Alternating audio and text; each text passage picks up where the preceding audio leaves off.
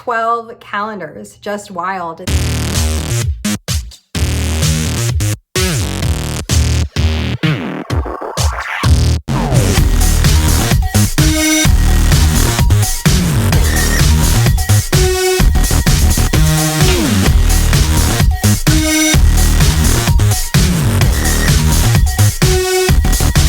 Hello, it's Ms. Welcome to my channel if it's your first time here, and welcome back if you have been here before. Today we're going to be talking about my recently cut hair. We're going to be doing an advent calendar recap and ranking, and I want to talk about a couple of calendars that I definitely don't want to miss out on in the upcoming year, and just some general chit chat about what I have planned for the channel. Let's get started with my hair. I still can't believe that I cut all of my hair off. My hair journey started over a year ago. I decided to phase out the red.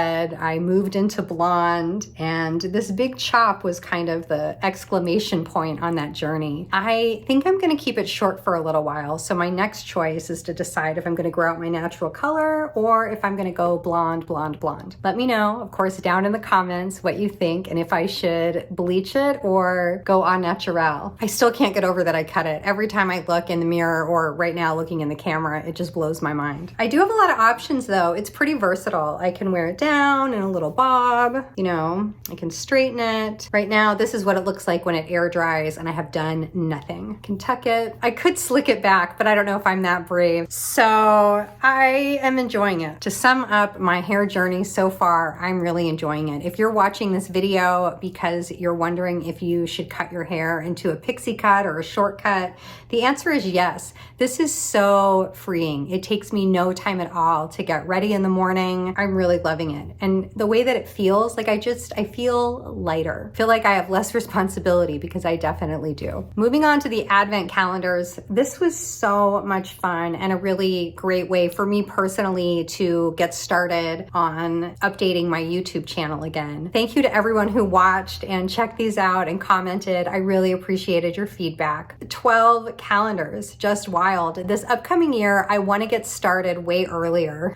like as early as they start coming out. And the two calendars that I really had a lot of FOMO on is the Vogue calendar. That just looked so beautiful. Every drawer had a different classic Vogue cover on it, and it blew my mind and had gorgeous items inside. They really outdid themselves. I'll see if I can put a picture in editing to show you guys what it looked like, but it was more about the detail. It was just a really gorgeous calendar. And the other calendar that I am bummed to have missed out on was the P. Louise makeup calendar. Now, I am not a huge makeup collector. I'm pretty simple in my tastes, but they just really went above and beyond. And it's this cute little village that has lights, and the makeup just looked great. It was a really broad range of products and a lot of exclusive products. And it just looked really cute. So those are the two calendars that I wish that I had had and that I will keep an eye out for next year. Back to the calendars that I did have, I would say that my favorite calendar this year was the Rituals Advent Calendar. They just really blew it out of the water with presentation and value. It was a little over $100, and to me it was like the prettiest calendar. And everything in it was really, really nice and very usable. It would have been really fun to open up over an extended period of time, the way that they put the calendar together. So just a delight, and that was my #1 calendar this year. Now, in terms of theming, the #1 calendar was the Harry Potter calendar, of course. That was just a phenomenal job. It was appealing to me, a casual fan, and I bet super fans lost their mind. Harry Potter, #1 for theming in my collection. My least favorite box was the Cadbury's Hero box. I don't want to tell you guys this, but all the candy was stale. I ate a couple of pieces. I didn't really look at them. I thought that they were a little sweeter than what I had remembered. I opened up a couple more pieces after that, and they were all white and older, and that was just a real bummer. And I don't know if that affected the flavor or not, but Cadbury, not fresh. Least favorite this year, big bummer for me. The most surprising box this year was the Elemental crystal box, wasn't it? I was really blown away at all of the crystals and rocks and stones that came in that calendar. Very high quality, beautiful specimens, blew me away. However, the best value for calendars this year, in my opinion, was the Movimpe jewelry calendar. I can't get over how stylish and wearable all of those pieces were. That was an amazing value. And both of those calendars were just under $20. My favorite product overall out of all of these boxes was the perfume. I really loved the selection that I got, and the scents were very diverse. Next year, I'm definitely going to prioritize a fragrance advent calendar because I like sniffing things. I like smells. As for what I'm gonna do with all of these boxes, I have 4 boxes left that I believe could be repurposed. The Clarins box, the Neiman Marcus box, the Sisley box, and the Scented Wishes box.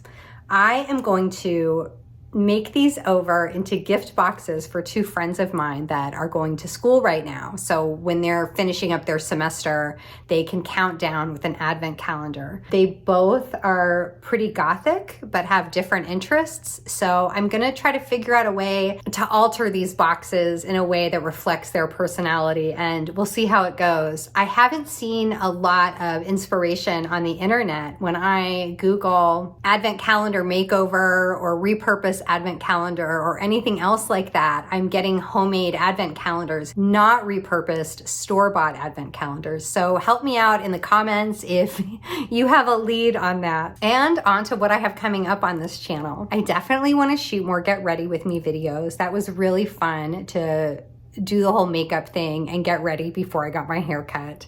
I want to experiment with editing and play around with that, maybe play around with some different makeup. And next, I'm going to be shooting a recap and review of this season of The Real Housewives of Salt Lake City. I love those ladies. They are all kooky and fun, and I am dying to recap the season. I loved the whole Jen Shah drama, and I'm curious to see the show now that she is not on it anymore. So that will be coming out soon. I'll be recapping Real Housewives of Salt Lake City before anything else. I simply must know what's going on with all of the reality Von Teese drama. I'm trying not to read spoilers. I'm staying away from Reddit. I'm not listening to podcasts, and I'm gonna get through those updates, I assume, pretty quickly. Other videos I wanna make are health related. I definitely wanna talk about having breast implant illness, having my breast implants removed, which was a wild journey, as well as like thyroid issues that I have had.